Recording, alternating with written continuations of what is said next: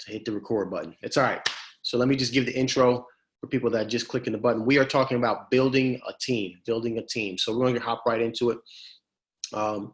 Yeah, you should have been on the live call anyway if you're watching the replay of this. So we're talking about building the team. And so there's three major parts, okay? Three major parts. Some of you guys already know the first and the second acquisitions. I'm sorry, first and the last, right? Most people have heard of acquisitions, right? Acquisition size, and most people have heard of disposition side. So I'm gonna break that down. I'm gonna start that with the acquisitions, and then we're gonna talk about the second one, which I think is probably the real key part, the one that's really difficult to find someone that's good at it. So acquisitions. In my team, I am the acquisitions person. So that's my role. If we don't have leads in our pipeline, I have to be the one to raise my hand and say, I'm not doing my job, okay? Acquisitions is the person that goes out there and finds the properties, finds the leads, so the rest of your team can do what they have to do. If they are not busy, it is a direct result of me, okay? So if we're going through and things aren't like really moving, we're not going on appointments. The first person you have to look at is your acquisitions team. Okay, so this is what you want to look for in someone. This is the job description of what they're going to be doing. All right, number one, you guys maybe should write this down. Excuse me. Obviously, the first thing is find and locate leads. Find and locate leads. So when we were talking about before how we used the MLS, I think it was like about a week ago on Sunday. Yeah, it was a week ago. We used the MLS, right? That's one tool that the acquisitions manager should be doing. Going out and speaking with hard money lenders, okay? Which we're gonna do a course on. Actually, this coming Wednesday, make sure you're on the call. This coming Wednesday, we're gonna have a large money lender from Sherman Bridges that has passed me two deals. Two deals. I don't know why I did that. Two deals that we're working on currently right now that are like just easy deals to do. But talking to those, that should be the acquisitions manager, property managers, right? We talk about in the course, making sure that you're talking with property managers. That's the acquisitions manager. Finding deals as far as driving for dollars, okay? A minimum of 50 new driving for dollars leads or possible leads a week, okay? That's kind of goes into the description of the acquisitions manager. So when I say find and locate leads, that's all in that. However, whatever techniques you guys are using, I talk about a lot of different things on our calls. Really, the main things that I'm doing right now, just to be honest with you, I'm doing Facebook marketing, I'm doing driving for dollars, and we're working with other like real estate professionals. You know, the other deals that have come through are just through marketing. Really, they're just like keeping your Facebook and your Instagram clean. But those are the real three things that we're doing right now. But that's all under find and locate leads. After you find and locate leads, don't keep them to yourself, acquisitions manager. Obviously, you have to pass those leads on to the next link in the chain. Okay, we're going to talk about that later. All right, we are responsible, or should be responsible, most of the time for getting the contract signed. It just makes sense because I'm standing there with the homeowner after being on an appointment, and we should be the ones that are either getting the contract signed or overseeing that portion of getting the contract signed. Okay. Passing that signed contract on to the team. Again, it sounds simple. Oh, you got the contract signed, but you need to get that in a timely manner and make sure that the next person in the link can do what they have to do to make sure that the process is starting to run smoothly. Not taking 2-3 days to make sure that happen, make sure that stuff is done immediately. Some of the tools for that you might want to download is an app called Genius Scan. Everybody have that or heard of it? You have? Good. Download that app If you have an Apple iPhone or whatever, obviously go to the App Store. If you have an Android, you should probably throw that away anyway and go ahead and get an Apple. But if you want to go to the Google Play Store, be my guest. But it's Genius Scan, really simple. And basically, there's no reason, yes, I am a hater. There's no reason why that you should go there, because this is the way it looks. It's like you're gonna get the contract signed. You might have one of them, right? And instead of having to have two and write the contract all over, you literally just open up Genius Scan, take a picture with your phone, you know, make sure you stay out of the shadow. And once you do it a couple of times, you understand what I mean. Because if you're standing over it and you're got the shadow on the paper, that shadow is going to be on the picture. Basically, Genius Scan turns that into a PDF, and then you can just email it to the homeowner instead of having to have two different pieces of paper. And now you got a hard copy in case you lose this. It's just a much better process. So TurboScan does the same thing. So if you're used to TurboScan, then you know you can use that. There's a lot of other ones. I like Genius Scan. It works well. I've been using it now for 2 years, I think, and it's the most important thing. It's free 99, so it's free. So I like that. So doing that, making sure that you do that. But then once you have that picture or once you have that signed contract, make sure it's passed off to your team. Taking photos and video. Okay, so taking photos and video is your it makes sense. Again, if you're meeting with the homeowner, you're already there, right? Why make a second trip? Has everybody gone through the process or on the course where I talk about the photos and video? Have you guys gotten to that part? For the most part, a couple people say not there yet. Okay, yeah, no. All right, listen. I was just in. We went to Augusta, Georgia, and I was speaking with one of the large buyers there, and they were asking. They said, well, how do you show your properties? And so I said, I'll show you. I'll send you like a property that we have in Atlanta, so they could see it. And they were really impressed with how we present the properties, and that's in the course. So if you don't know how to do it, I mean, either you just haven't gotten to that, or you were sleeping when that was playing. But it's just basically the address, right? The address, 3 to 1,300 square feet, brief description, right? Then you have your ARV, your repair costs, and your asking price, and you'll have two spaces, and then you'll say photos/video, and then put the link. You're going to need to download Google Photos. I suggest Google Photos. Let me see what that looks like there. Right here, it looks like this one right here. Right there, okay? It's really simple, really, really simple. And again, it works with Google, so it's free.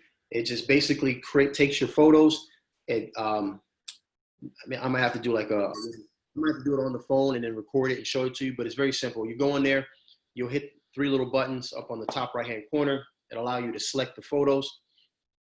Herbert said he loves Google Photos. Yeah, allows you to select the photos. Once you select the photos, you hit it's like a little box with an arrow, and that'll allow you to send it or do something. And at the bottom, you can create a link, and it literally would just create a link to the cloud in Google. And instead of trying to send over, I take a minimum, probably like a minimum of 20 photos. Instead of trying to send over 20 photos in a 3-minute, no longer than 3 minute video. I'll tell you why, no longer than 3 minutes, because after 3 minutes, people stop paying attention, okay? So get what you got to get into that video within 3 minutes. But no longer than 3 minutes, it sends all that in a link. And so now you can just copy and paste it. I put it in my notes. So I'll put 123 Main Street, 3 to 1,300 square feet, brief description, 4-sided brick home, ARV, repair costs, asking price, and then, make sure you put estimated ARV, estimated repairs. They can never come back and sue you and say, hey, you told me that the ARV was this. When we went to go try it, the market had changed in this. Or you told me the repairs were going to be this. We took your word for it. Make sure you put estimated in there. But then you can just put that link in there in your notes, and then you just copy and paste the entire note, and then you can send that off text message or email to your buyers. Actually, you just send that to your dispositions team, which we're going to talk about here in a little bit. And then last but not least, this is number 6 for acquisition, is marketing for new leads. Marketing for new leads. So basically, I can't stress it enough, man. Like, if you guys are running dry and you are in charge of acquisitions, that is your job. Whatever it needs to happen to make that happen, whether or not you're doing bandit signs. I'm personally not doing bandit signs anymore because I'm taking the money that I spent on bandit signs and I'm putting it into Facebook marketing. But if you're doing Facebook marketing, if you're doing bandit signs, you're the person that's out there putting out those bandit signs. Okay. Now, you might not like that, but that's your part. That's your job as acquisitions manager. Okay. Acquisitions is super, super important. But the one that I think that is even more important is what I call your skip follow team. All right. Your skip tracing and follow up team, because this is a very, this position is the unsexy side of wholesaling, right? This is the one that nobody likes to do. Okay. Going out there, driving for dollars, going out there, meeting with sellers, taking the photos, maybe not going. There's some homes that are pretty raunchy and nasty that you maybe don't want to be in, acquisitions. But for the most part, that's like the glamour side, that and going to the closing table, right? But the real, like, the one that really makes everything work is the person on your team that good at skip tracing, that can go out there and doesn't just say, oh, I've tried one place, I couldn't find the number, so I'm just going to give up and move on, right? That person has to really have a, it's about to get real. All right, man. So that person really has to have some tenacity and really want to go out and try to find and locate these people. So they got they got a couple of rules, right? They're obviously going to skip trace properties that the acquisitions manager sends to them, the acquisitions team sends to them, okay? And that's a daunting task. Think about this: 50 driving for dollars properties every week, okay? A list that you pull off the MLS for expired listings, or listings that were over 90 days on the market, okay? That could be 100, right? And then calling these people, okay? This is a lot of work, all right? So it's a job that that person really has to be built for and understand that role and has to be good at it, because they have to be able to look for them, and they also need to be able to speak with them. So the second part of it is calling homeowners to set appointments. So if I'm out there finding properties, if I'm out there putting out bandit signs, if I'm out there meeting with prospective home sellers, I can't also be on the phone at the same time. Now, I can set it up where, okay, Monday I'm going to do this, Tuesday I'm going to do my phone calls, but then I'm taking a piece out, right? Instead of me just doing it full force. And these are techniques that you guys are going to use once the time is right. Right now, it might just be you, all right? But you also, if it's just you, you're just going to use these things and just kind of set a schedule. Okay, this is what I'm going to do for this time frame. This is what I'm going to do for the next time frame. So when you're in that skip and follow time frame, that skip, trace, and follow up time frame, these are things you're going to go through. So calling homeowners to set appointments, obviously, they need to be good on the phone. We've already talked about this, guys. Try to find a lady that can do this, because they're just better at communicating when it comes to like these things. Okay, it just is. It's just easier. I mean, you can do it as a guy. I did it as a guy, obviously, but it's just they're really good at communicating and setting appointments. Okay, so being able to do that is another part of it. Confirming appointments. This seems like a simple thing, but man, wait until you got an appointment that's an hour away and you forgot to call and confirm for that day, and you get all the way out there and you got a truck like mine that gets like 13 miles per gallon, You didn't spend like a half a tank of gas, and you get there and you're like, oh man, I forgot to tell you, little Jimmy has soccer practice today. And you're going to realize real quick how important it is to have someone on your team to call and confirm all your appointments before you spend your time and energy and gas money going out there. It gets real frustrating. After about the third or fourth time, you'll understand how important this is, because it will happen.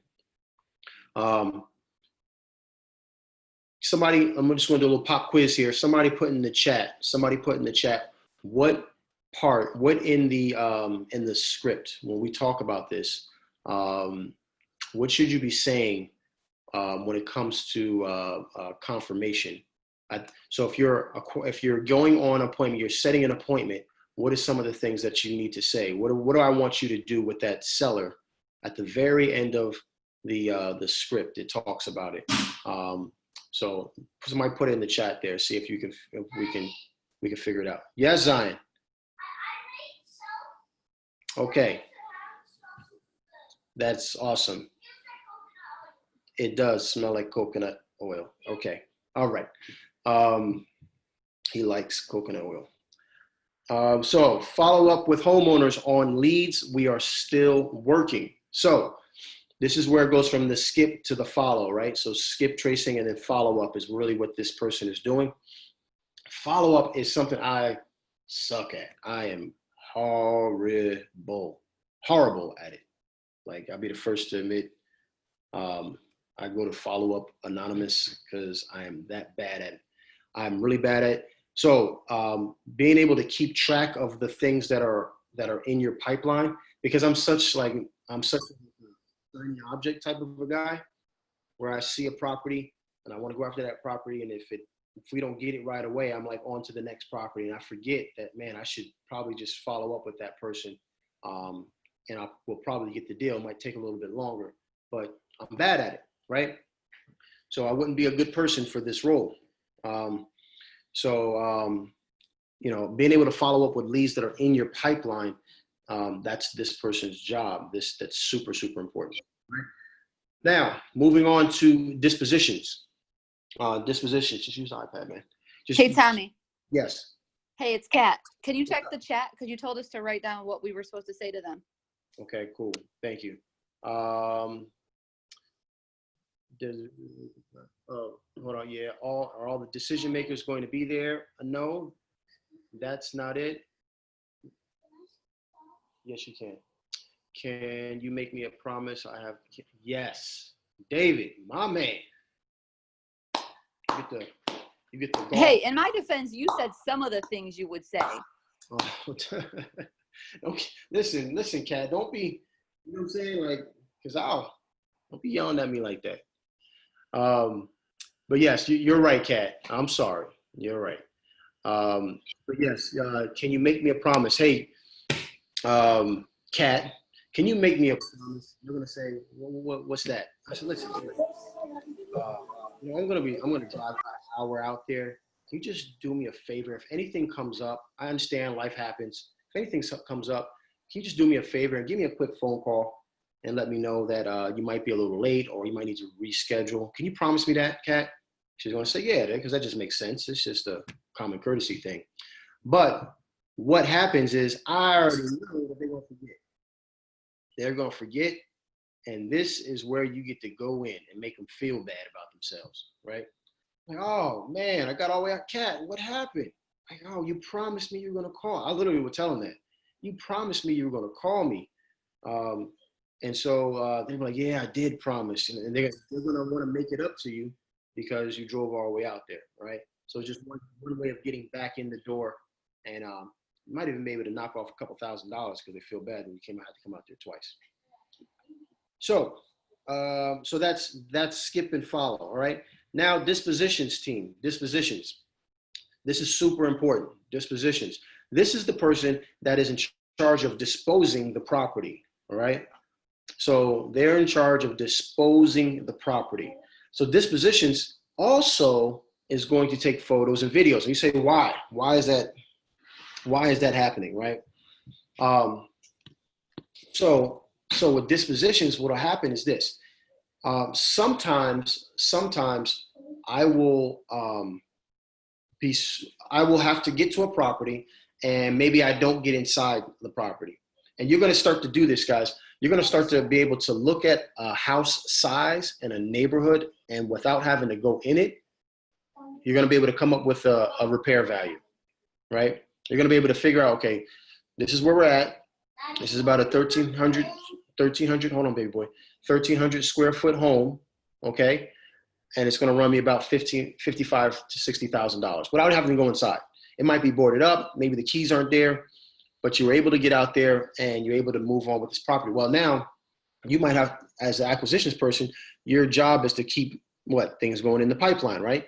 So sometimes your dispositions person is also going to have to go out there and take photos and video. Okay. Now, I try to do it while I'm there, but if they don't, they have to be able to do that and know how to do that. Oh, that was sweet. Yeah. They're going to have to be able to do that and take the same quality photos and video that you would, or the acquisitions person would. Okay. They're really going to be able to kind of help you out with some of the things that that might fall through the cracks. Okay. Obviously with dispositions, meet with the buyers, all right? 21 in 2 days. Happy birthday. That's awesome. Meet with the buyer, right? So you're going to meet with, or that person's going to meet with the buyers. So obviously they need to be well-versed in how to structure JV contracts, how to do the assignment contracts, how to understand the original option purchase and sale agreement. They need to be familiar with all those contracts because they're going to be in charge of all those contracts once it gets to the point. Okay. So dispositions has to understand and know how to break down those contracts. It's super important that someone has a question about a contract, dispositions person needs to be able to answer that question. Okay. They need to locate new buyers. Now, just like my job is to locate 50 new properties for Driving for Dollars, my dispositions manager, their job is to find a minimum of 3 new qualified buyers every single week. Okay, every single week. Think about this. If you did, it's 156 new buyers a year. Is my math right? If I did 3 times, right? I think so. So if you did that, at the end of the year, you'd have 156 new buyers on your buyers list. Okay. So not just people who say, oh, I want to buy a house, but like qualifying them. It sounds easy, and sometimes it is, right? But finding a qualified buyer is super important, right? So that's their job. Locate new buyers and qualify them and find at least 3 of them. Now, maybe your goal is 5. Hold on, Zion. Maybe your goal is more than 3, right? But Zion, shush. But maybe it's maybe you want more than 3, but I would suggest at least 3. Jay Ferrer, let me go back. Can you define qualifying buyers, or is this in the course? It is in the course, but we'll talk about it right now. So qualifying buyers. So basically you want to have like a little interview session with them. Okay. Some of the questions that you're going to ask are these. Number 1, after building rapport, obviously build some rapport with them. All right. But you want to ask them real simply, like, how, who asked that question in there? So I like using people's names. Jay, how many properties have you purchased in the last, 12 months? And Jay's going to say, I purchased 1. Okay. Or Jay might say, hey, I represent a team. We purchased 200 in the last year. I don't know, whatever Jay says. So if he says 1, then obviously I'm going to probably look at it a little differently. Or maybe he says none. And maybe I'm just trying to get into the game. This is my first time. All right. No problem, Jay. So what's your normal process? Are you using your own cash? Are you using hard money, private money? What are you doing to acquire these properties? And he's going to tell me whatever he tells me, cash, hard money, whatever he says. All right. And so we're going to talk about some things. What does he like to do? Actually, before you get into that, what type of properties does he like? Jay, what type of properties are you looking for? Oh, I'm looking for 3-bedroom, minimum of 3-bedroom, 1 bath in this particular neighborhood or this particular zip code. All right, perfect. What do you like really like? I mean, obviously you want to make as much money as possible, Jay, but what are you happy with walking away with? What percentage return on investment are you typically looking for? Jay might say, hey, I'm okay with 25%. I'm okay with 30%. Jay might say, I had one guy said, I want he said, so yeah, he wanted 60% because he said he wanted to be no more for them property. He wanted to be in the property for 40% of the ARV all the way in. And so obviously I'm never selling that dude a house. I was like, I might as well keep that. Like if I find a property like that, I'm not giving you that, right? That doesn't make any sense. You're just being greedy. So, but this is where you can talk to someone and find out, okay, are they serious? Are you serious? You really want to make 60%, right? Where are we finding these unicorn deals at? You could talk to them. Like, I will talk to them like that. Like, you really want 60%? Is that what you're looking for? And if they say yes, and they really understand the question, because some of them might not understand the question, okay?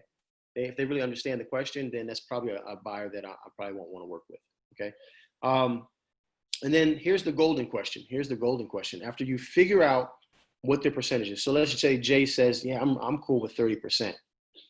So I'll tell Jay, like, hey, Jay, man, we don't do it often, but every once in a while, Jay, we'll hit a home run. I mean, you want to hit a home run. I like to hit home runs every once in a while, as long as it's a win-win situation. So if I can find a property for you, Jay, that fits your criteria, it's a 3-1, it's in the zip code that you like, and it's going to yield you a 30% profit, but I'm going to make $60,000 off of it. Do you have a problem with that, Jay? And I'll just be quiet and let them think. Because basically what I'm telling them is if I find Zion, go in the other room. Go in the other room right now. Go in the other room right now. Yeah, but I've already told you 3 times. Go in the other room right now. If Jay is okay with that, if he's really okay with that, he's not going to worry about my pockets, right? And Max says it all the time. He said he's never had a buyer make more money than they were expecting and gave him a cutback or kickback, right? So if you're okay with 30% and I can find you a property that fits exactly what you want and you're going to make 30%, you shouldn't care if I got that property under contract for $1 and sold it to you for $60,000, you shouldn't care, right? And those are the type of buyers that you want. There are buyers out there that will literally say, yeah, I don't care as long as it fits my profit margin. I'm good to go. Those are the ones you really, really want to work with, okay? So that's really the golden question of qualifying. It's a very good question. All right, here's another thing that dispositions does, okay? Dispositions, and this is why you have to understand the contracts. Dispositions really has to understand the game, like the whole game, okay? They have to be good at this because they're going to be in charge. Once we get this contract, okay, it's really going to be 3 to 4 pieces of paper involved.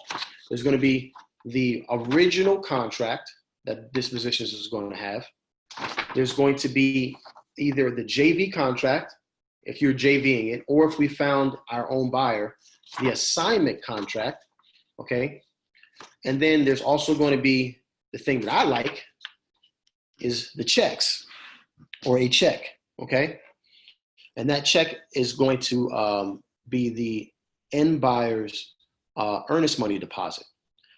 So that they're going to take that whole packet, option to purchase and purchase and sales agreement, the assignment contract, the JV contract if there is one, and the check, okay, for the earnest money deposit. They're going to put that all together in one folder, and they are the ones that are going to be taking that down to the attorney's office, okay? So because they're going to be doing that, they're also going to be the person that's in charge of following up with the attorney. This, guys, listen to me, this is important. This is how deals fall through the cracks, all right? You can do whatever you want, or you can learn from my mistakes, all right? Don't just think that because you got your deal to the attorney that everything is good and the attorney is professional and all. They've been to school for 12,000 years and they're really they got this nice beautiful office with the chocolates and all that other stuff and they really care about my deal. Listen, stuff will fall through the cracks. And if you do not follow up, if you don't follow up with your attorney, then there's a chance that things can fall through. Okay. So their job is to follow up with that attorney and make sure that your deal is not just sitting on someone's desk and it got pushed underneath somewhere. Okay. They're the ones that are going to be calling every 2 days, 3 days to check on, hey, how's the title work going? When it's coming in our contract, we say that the deal needs to be funded by 9 a.m. And so they're the ones that are going to be making sure that is handled. Okay. Because it's dispositions. I don't need my skip tracing and follow-up person doing that. They're skip tracing and following up people that clients we're still trying to acquire. I don't need to be doing, or the acquisitions manager doesn't need to be doing it. My job is to keep new, fresh leads in the pipeline. Okay. So this is their job now, to make sure that we go all the way to the end, and any problems that arise with the contract, they're the spearhead for that. They're the ones that are going out and attacking and handling those problems. So what do you do? How do you do this if you don't have a team, right? We're talking about a team, but this is just 3 different people, but really we can roll this up into one person. And let me read this question. What's the difference between the option to purchase and purchase and sales agreement? There is no difference. There is no difference, because if you took out option, actually we had someone, Miss Price was she had a problem with this. It said option to purchase and sale. But guess what? On a purchase and sale agreement, I have the option to opt out of it, right? I have my 10-day clause in there where I can get out of the contract for any reason. So what is that? It's an option, right? I don't have to go through with this contract. We're not signing something that is 100% set in stone. So some people don't like it. You just take it out of the contract. It doesn't hurt it. It doesn't do anything. It's just the way I got that contract from Max. That was one of his contracts. And so I just left it that way. It's a good question though. But let's say you don't have 3 separate people. It's just you. Okay.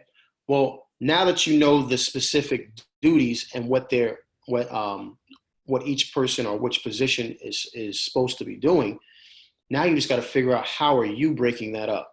So what I would do when it was just me, I had to have certain time frames and certain dates. So I know for a fact when I was doing bandit signs, Friday was my bandit sign day, right? So why not just make Friday my acquisitions day? My whole acquisitions day is just Friday, right? That's how I did it, because I was putting bandit signs out on Friday at 7:30, 8 o'clock at night, 9 o'clock at night, depending on the time of the year. Basically, whenever it gets dark is when I'm trying to get out there and put out bandit signs, right? On a Friday though, on a Friday.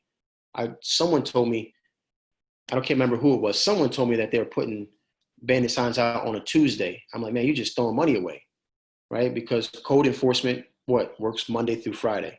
They're going to see your bandit signs. They're going to pull them up on Tuesday or Wednesday morning, and they're going to be in the back of a pickup truck going to the dumpster. So at least give your bandit signs a chance, right? So I would just make Friday my acquisitions day, okay?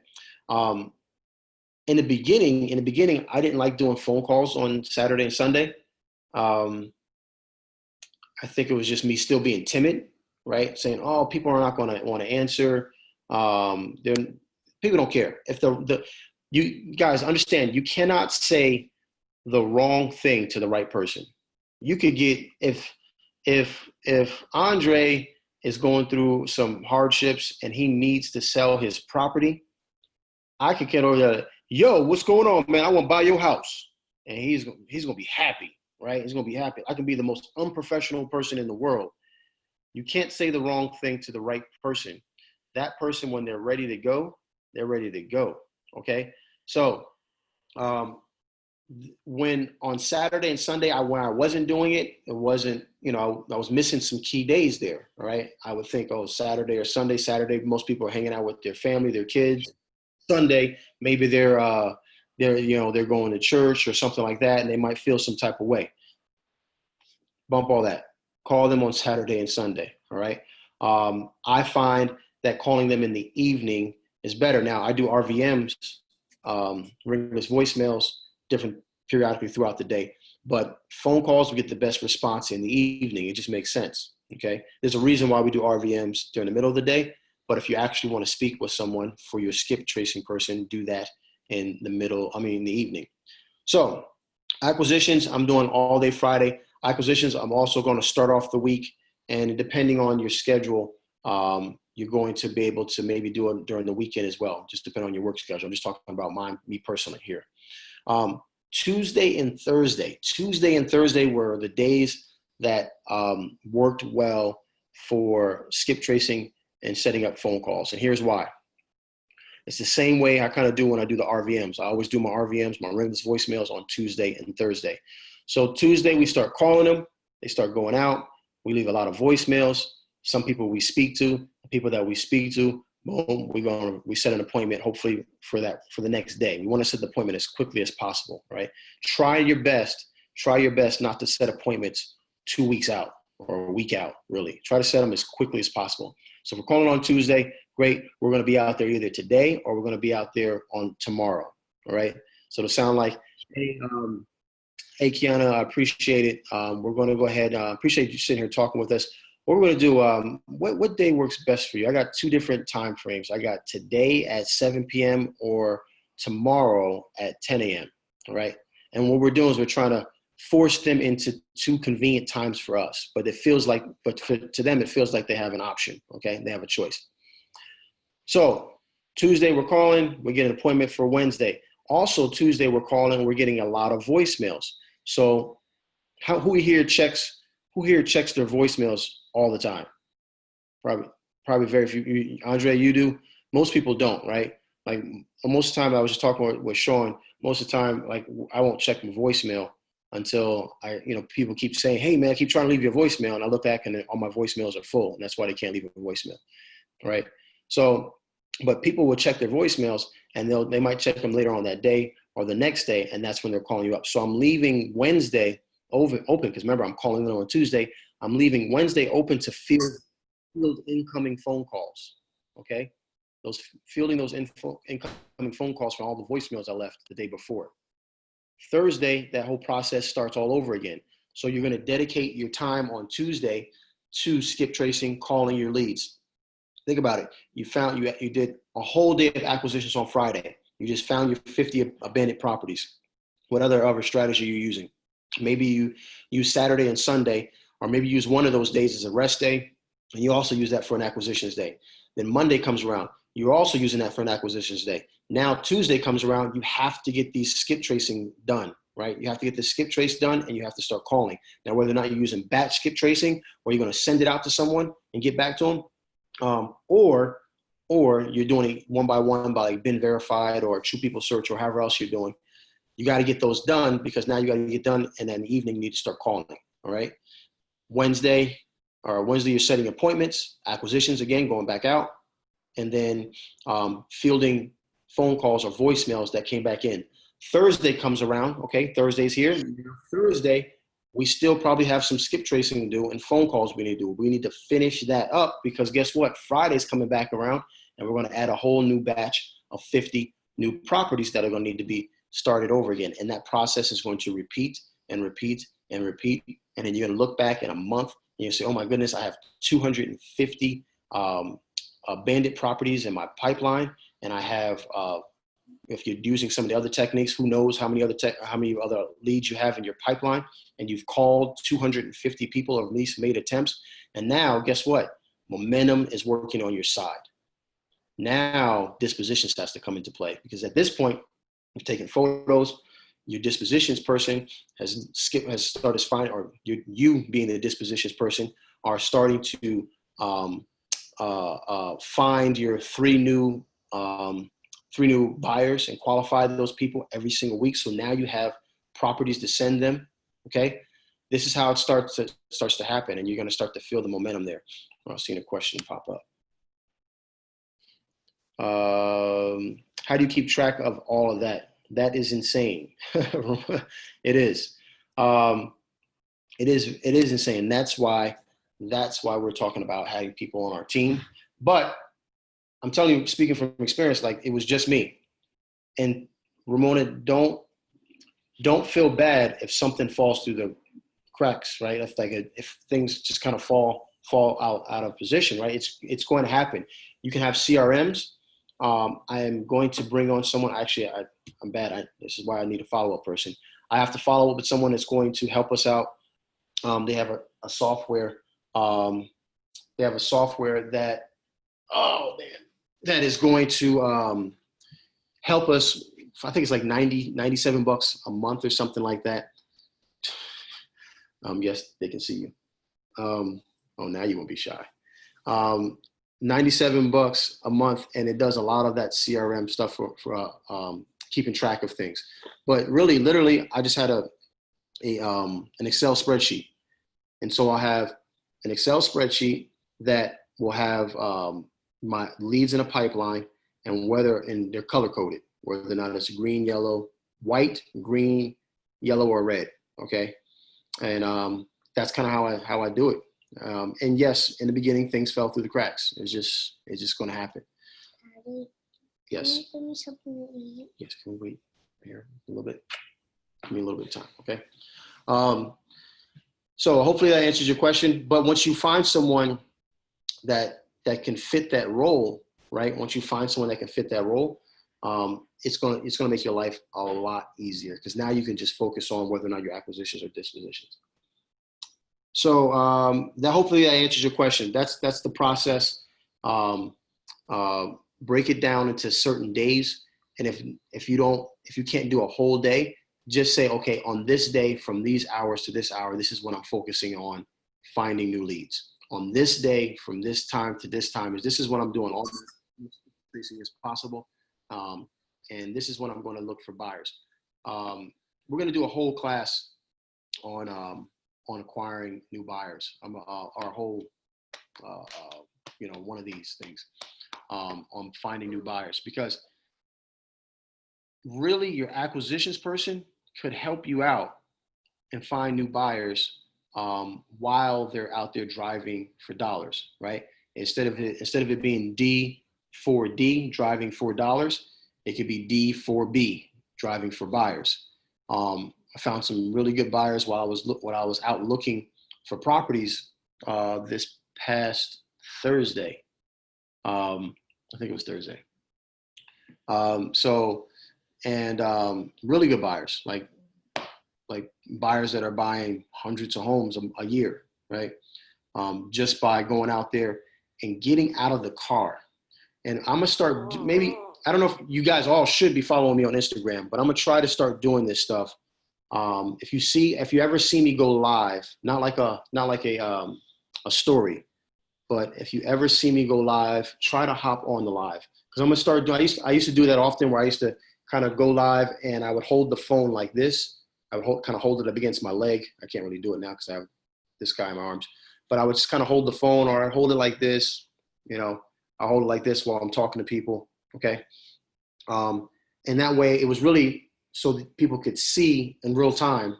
I'm talking, how to negotiate. I used to do it in negotiations when I was talking with sellers. But I also want to show you guys, pulling up on some of these contractors, being able to do the same thing. That if you're rolling that roll, I'm gonna go away from this. If you're holding all three rolls, obviously this doesn't matter. So while you're out there driving for dollars, you need to get out the vehicle and start talking to some of these contractors, because they're the ones that are getting paid by the buyers. Okay.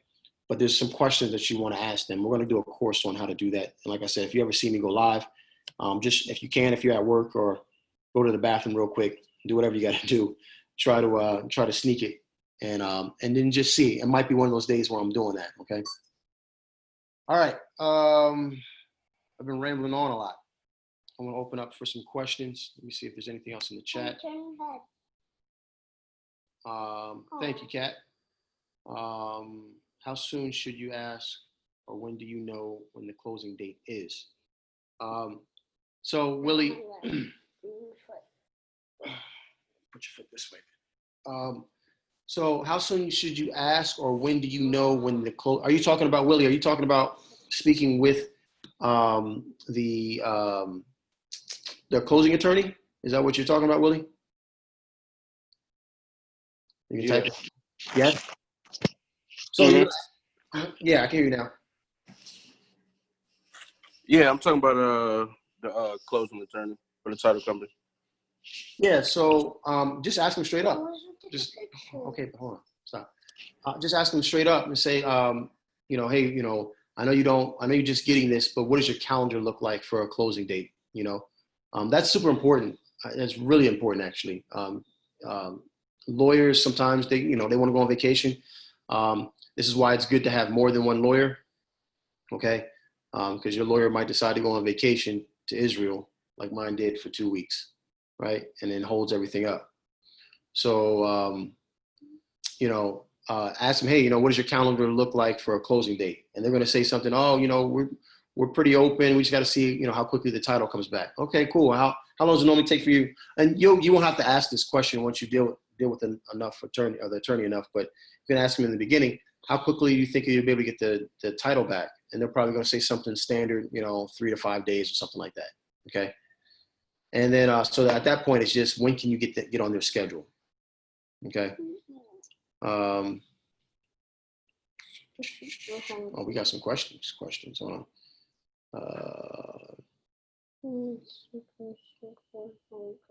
Have a question about, Yusuf has a question about a JV deal. Ramon, I'm answering your question. It's not touchscreen. Yeah, but it's not touchscreen. And then I saw, yeah, you raised your hand. I'll get to you, yeah. All right. Yusuf, have a question about JV contract. What's up? All right, can you hear me? Yes. So I've got a guy that I'm going to JV with. He's bringing me a buyer on a deal. And I noticed when I looked at the JV contract, he wanted me to send a JV contract over to him. The language read like he was going to actually do the closing via his attorney. But I'm actually still going to use my attorney. He's just bringing the buyer. So should I? You have the seller. I have the seller and he has the buyer. Yeah, so you're in control. So yes. Stop. So guys, understand this. Don't let your deals get stolen, okay? Don't let your deals get stolen from you. You work too hard to get these deals. You need to make sure that whether or not it's your first deal or, your 300th deal, but specifically if it's your first deal, you kind of have to fake it till you make it, right? You have to, you're going to lock my phone up, man. Stop. You gotta have to be very assertive, right? But I should say confident, but also courteous, right? So a lot of times, guys, all these things can be kind of mitigated up front. Yeah. So go ahead. What are you gonna say? Well, this guy, I'm sorry to cut you off, bro. He's a friend of mine. I know him through another really good friend of mine. So they're pretty straight up guys. But to protect himself, he just said, hey, look, I'm going to bring you a buyer, but if you could just send me over some type of form or agreement that if I bring a buyer, you still take care of me. He said, because he got burned before by bringing a buyer to a guy, and the guy didn't really want to include him. Well, that doesn't, that won't matter because he's going to be on the JV agreement, right? So the lawyer is dealing with his lawyer, it's not going to protect him anymore, right? The thing that's going to protect him is that you have a joint venture contract with him. Yes, it's my attorney just going to do the closing. Yes. So I mean, the way that the JV, unless I misread it, the way that the JV agreement reads on the contract is that it's kind of reading like I'm going to basically allow him to close my seller via his attorney. If I'm reading it correctly, that's what it looked like. And that he's going to, out of that closing settlement, he's going to give me my 50% back being the assignor. That's kind of how I'm reading it. Okay. Am I misreading it? Yeah, I think we are a little bit. Well, it's all right. That's right. I forgot you guys can't see this.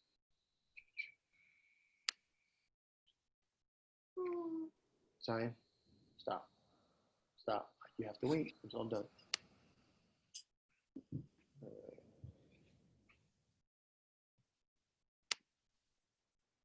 All right.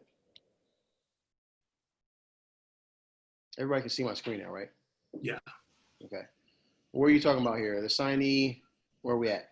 Yeah, so when you get down there and it says like a signee shall pay a signor an assignment fee of, let's say, 50% of the gross assignment. So it's looking like, since I'm the assignor, right? Mm-hmm. It's looking like the assignee is going to pay me 50% of the gross assignment fee after they close with his attorney. Well, where does it say after they close with their attorney? Well, I'm reading it saying because if he's going to pay me 50%, then I'm thinking he's getting, at the closing, he's the one that's going to handle the HUD and everything and pay me back the 50%. Yeah, I think you're reading into it. I see what you're going. I see the logic there. Oh, okay. But what it basically is, what exactly it says, not basically, it's saying that you are bringing the house. They're bringing the money, right? Okay. Yeah. But the house is what they're purchasing, right? So whatever's on that option to purchase, because remember, when someone agrees to any of these contracts, whether it's the JV agreement or the assignment agreement, they are also by default agreeing to this, okay? And on this is what you sign with your seller, and here is where the closing attorney company is being used is blah, blah, blah, blah, blah. So as soon as they sign that JV agreement, they are also by default saying that they are also going to agree to use this attorney. Okay. This is why I have no problem with showing people how much I make, because it's all here. Because I know if it's me, if I'm purchasing a house from a wholesaler, I'm agreeing to a contract that if I don't get this contract here, if I don't see the original contract, that means I'm signing a contract, agreeing to a contract I never saw.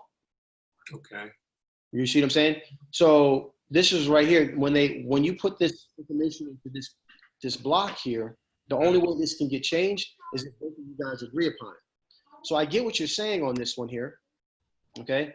Assignee shall pay assignor assignment fee, because the assignee is the money person. They're the one with the buyer. Mm-hmm. So you can't pay them 50% because you got the house. You don't have the money. They have the money. They have to pay you the 50%. But that money is going to filter in through the escrow account of the person who is of the closing attorney that's on the original contract, which you control. Okay. You see what I'm saying? Okay. Yeah, I do. I see it now. Cool. But I see your logic. I get it. You're thinking, all right, they're bringing the money. That means they get to dictate who the closing attorney is. Nah. Yeah, I was just a little confused by the language where it says like they're going to pay the assignor an assignment fee of 50%. Well, they essentially they are. They are going to, because they're bringing the money, right? Right. I do. They're going to bring the money. You're bringing the house. I got it. I totally understand it now. Yeah, right. You can't bring the money because you don't have the money. You have the house. Okay. That makes sense. Yeah. Cool. Thank you. I appreciate it. Yeah. So I see what you're saying. I see exactly what you're saying. Cool. This is what I'm talking about, guys. And I'm glad you brought this up, Yusuf. And I'm glad you brought it up on the call instead of like on a DM or something, because everybody gets to learn from this. Because I'm quite sure there's some people that have questions about this. There's probably some people on the call that didn't even know to have a question about this, right? Until it's time to actually do one, and then like, oh crap, I don't even know what this means. All right. And we've gone through these JV contracts, and this is why we get new people in. So we're going to always go over our contracts periodically, every once in a while. But it's really good that you kind of go through these.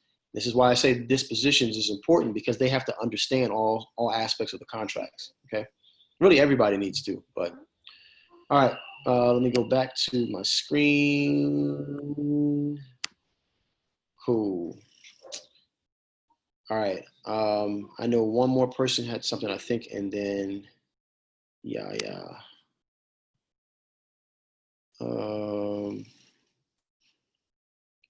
Where is that? We got some more questions. Do you happen to have, hold up, did I answer that question? Do you happen to have a template Excel spreadsheet that would include the columns that are needed? Yes, I do. I think I've put that up. Maybe I put that in the Facebook group before. I know I've put it in one of them. Daddy. Yes, I am still on the same call. Can you give me a little bit? I'll bring that up in a little bit. Let me answer. Yeah. Go ahead. I'm gonna lower your hand and unmute you.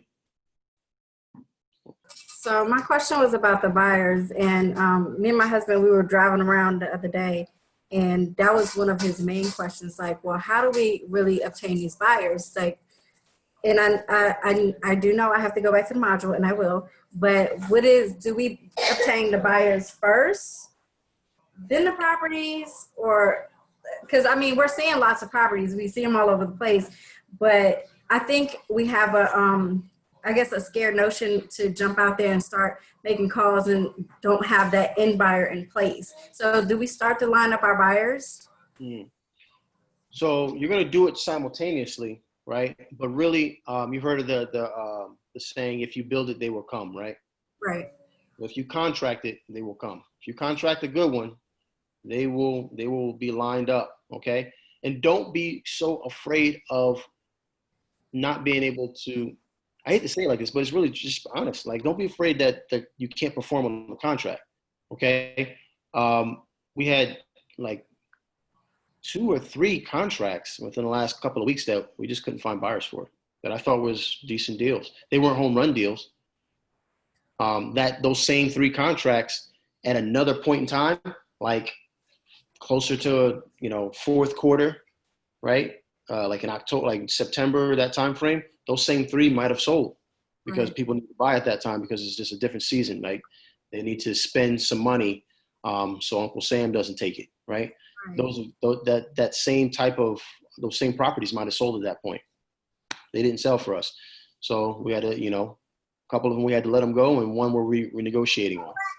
Okay, Right. and so in this, so I'm asking that as well, because I haven't even talked to the realtor in my neighborhood. Me and him supposed to sit down, and I want to ask him for this MLS list that we spoke about last week, the one that's deactivated, or that list, the 3 withdrawals, that list, and I'm going to ask him, and you did it, and it was like hundreds on that list, and I'm like, what am I going to do with all those people?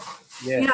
I want to call and see if we can make a deal, but it feels overwhelming, I guess. Yeah, it's difficult, but what I would say is that it's better that you do that and just try one than to try none, right? Or try 10 or try 20. You might not be able to get through all 100. You probably won't, right? It's a lot to skip trace and call. It's a lot to do, but you just really need to get like 1 or 2 finished sales underneath your belt.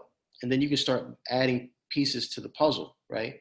And this goes for everybody on the call. Don't look at what I'm doing now, or don't take and look at what someone else is doing, like Scott Oots or something like that, or Brian Arigbu or Stephanie. Don't look at those people. I'm like, oh, I got to do exactly, man. They got people in their team. You know what I'm saying? Like they got people that have been around for a minute that are on their team that are all helping them. Like I go into Max's office, there's like 4 or 5 people on the phone calls, but 3 monitors in front of them, right? That's why he's able to get through 20,000 numbers every single week, right? I can't do that. I don't have but he didn't start that way. He started by himself, doing whatever he could, hustling, right? So he got to that point. Same thing with me. I'm just now getting to the point. I tried to build a team before, and I didn't have this. Like these are things that I've just learned through the fire, right? I just can't put anybody in follow up and skip tracing. I tried that. It doesn't work. So I beat my head up against the wall. So now that you guys don't have to do that, right? You need to figure out whether or not that's a good fit for them. I'm good at acquisitions, right? I'm pretty good at dispositions too, but I know I can't do both. Or I can do both, but it's not as efficient. But I didn't start that way. So just get to where you can do what you can, put as much effort as you possibly can. And if you don't get through, all 100, get through 20 of them, right? Just do what you can. All right, we got some questions. Let me see if I can get through these as quickly as possible. I'm gonna give you all a little bit shorter answers, and I see my man Herbert got his hand up. Jeteria, what do y'all use? RVM, what system? I use Cold Calling Plus. REI Rail is by far better. I'm not just saying it because that's my boy's company. I'm saying it because it's the God's honest truth. The Cold Calling Plus system that I use, when someone calls me, I have to try to figure out what property they're calling about, who they are, because it's just a number. REI Rail, when they call you, there's a little flash that pops up. It shows the property, who's calling you, and all the information about the property, including pictures. If there's any pictures on the internet of it, it pulls those up. So by far a better system. It's just that I'm already, well invested into cold calling plus. All right. How much was? Okay. She already told you $300, 300 plus 99 a month. Already have 400. Oh, you guys are just having a whole little conversation. Okay. Okay. I don't think that's a question. Some of the features. Okay. That's not a question. At what point should you expand your business? Willie said, at what point should you expand your business? I think that's a really good question, man. As quickly as you can afford to, because it costs money, right? Right now, I just got another Facebook bill. Facebook bills me like every 2 days, and they're billing me like $100-something every 2 days or something like that, right? For marketing. When you feel like you're ready to do Facebook marketing, just know it's not cheap, right? If you're going to have a team and you want your team to put out 500 bandit signs every single Friday, right? Because you give 100 per person. Well, that's $500, right? So maybe you don't want that. Maybe you want them to just put out 100 bandit signs, but you don't want to have to do that. Well, that's $100 or 120 probably with shipping, right? So, when you feel like you can afford to, there's what I would suggest. Don't be like me with your first wholesale check and go out there and blow it, right? If you have a job, here's the benefit. Everybody wants to get rid of their job, but here's the benefit with having a job. Before you started doing wholesaling, your job was probably paying your bills or coming pretty close to it. Don't let you get one wholesale deal and you go in there and you kick your feet up on your boss's desk and say you quit, right? Like, use your job to keep paying your bills, take that entire check and dump it back into your business. Okay? Maybe take out a couple $100 and take your significant other out or your family out. But for the most part, if you take that check and you put it back into your business, you're going to come out winning. I mean, you're really going to be able to scale your business. The second time, I'll never forget, the second wholesale deal I did, it was, I think it was 8 units, 8 buildings, 2 units a piece. And it was like a $15,000 deal. And we split it between 3 people. I took the whole $5,000 and put it back in my business, and I saw immediately I saw results, right? So when should you do that? When you can afford to. There's not like a time frame. I would say obviously you need to learn and know what all the pieces of the puzzle are, because you can't bring somebody on the puzzle onto the team if you don't even know what they're supposed to be doing. So that goes without saying. So you should know how to acquire new leads, how to skip trace, how to follow up, and how to dispose of properties. Once you understand that, though, it really comes down to this: and how much money can you spend on doing those things.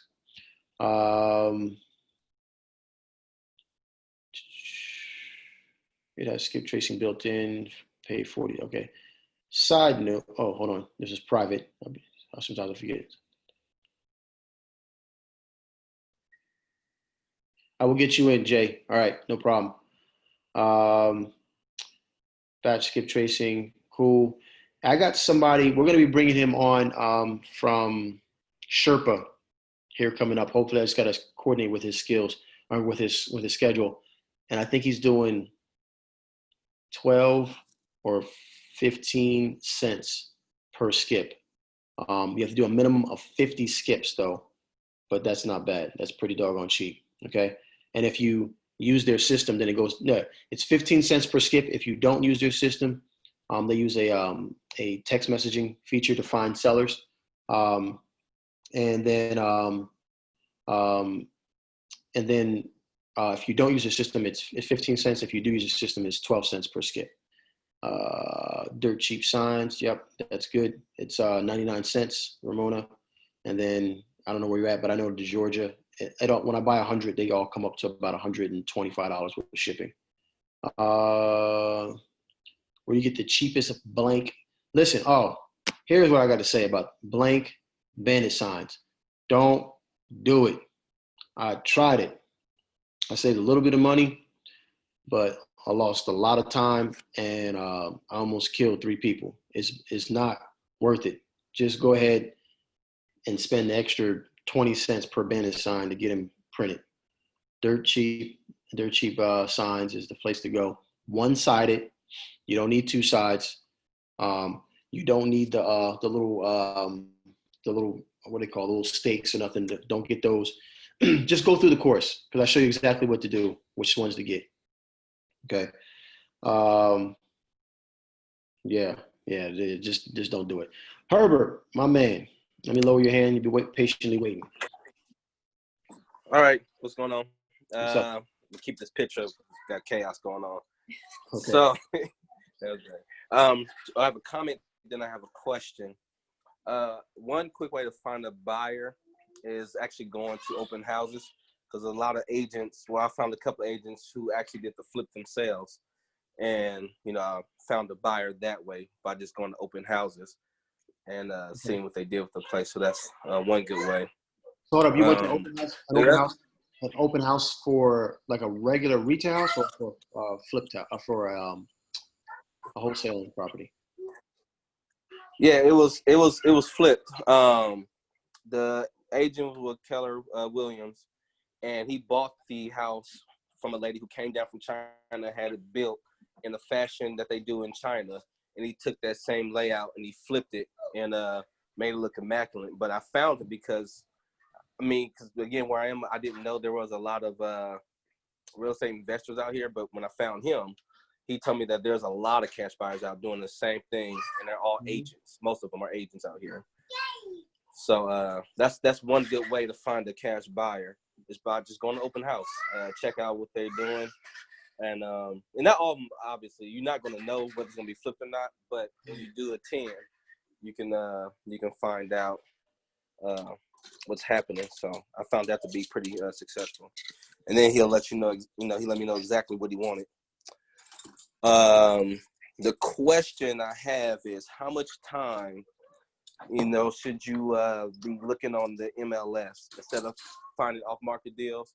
Like, how much time should you be spending on MLS making offers on there?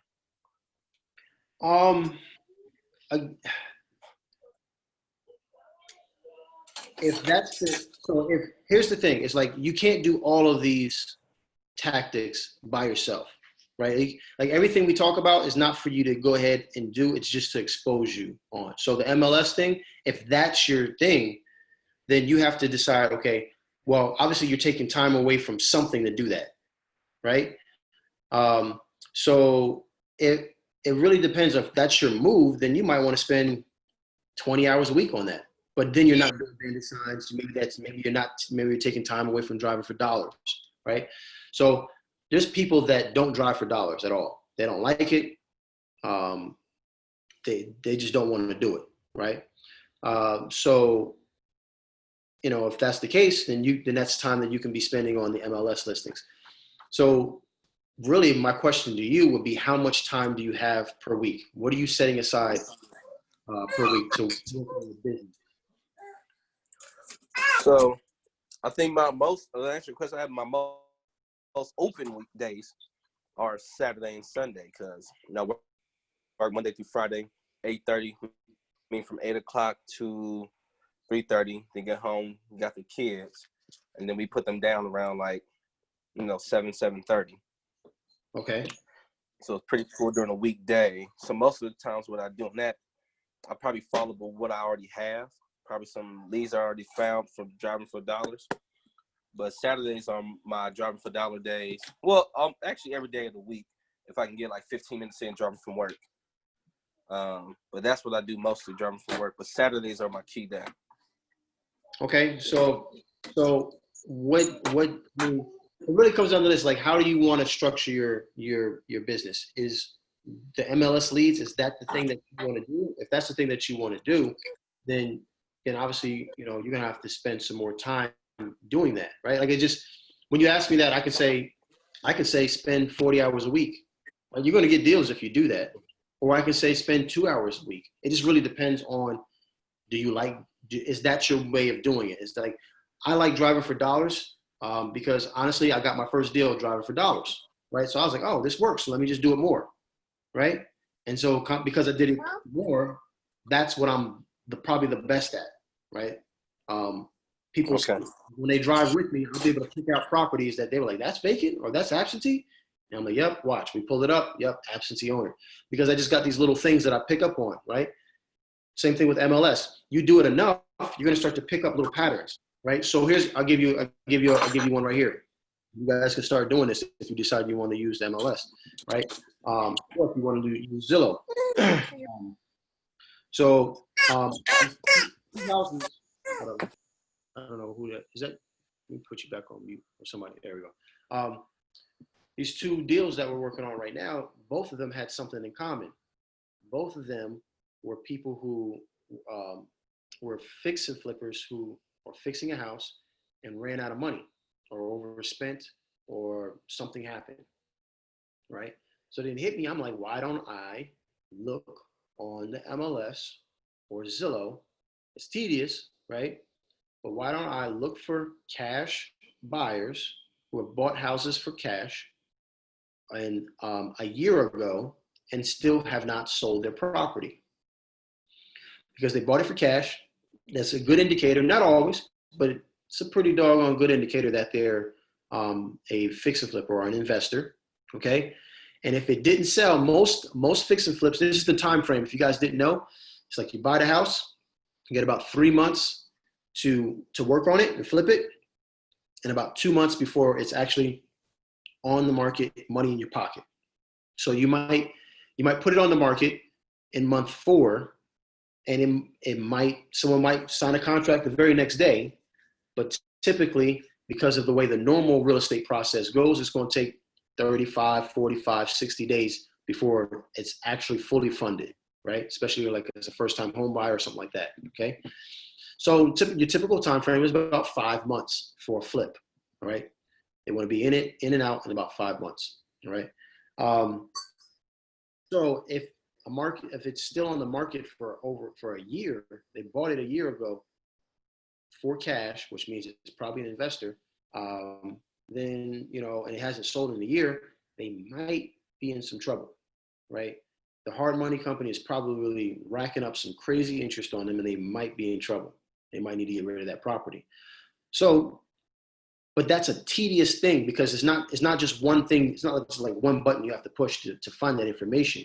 You have to kind of like be like a little detective and go after that. So when you ask me a question like that, Herbert, which is a very good question, how much time you should be spending, how much patience do you have to do that, right? Do you have the time to go ahead, because you're going to be looking for property, you got to look for it twice, and it's not in the same database. So you got to look for it one spot and then see if it's sold and did a resale on it in another spot, right? So that might take a lot of time. But if you like doing that, then you can invest that time in it and do that. Make sense? Makes sense. Appreciate it. Yeah, man. And so I had a couple people say, can you get them in the private Facebook group? I just accepted a couple of you guys, some people. If you don't answer the questions, I typically don't admit you into the group. Just simple directions. Anyway, I think that's it. My voice is hurting. It's been 1 hour and 22 minutes on this joint. Anybody got any other questions? We good? Everybody happy, healthy, looking beautiful? Cool. All right, everyone. Let's go out. Let me see. I'm gonna do something different. Tron. I got you. Darwan, I'm gonna challenge you. Let me see. Let me see who's on the other page here. I got Tron, Darwan. Let me see who else. Who else? Denzel. And I'm gonna pick one more person. Got to get a lady. Where the ladies at? Where the ladies at?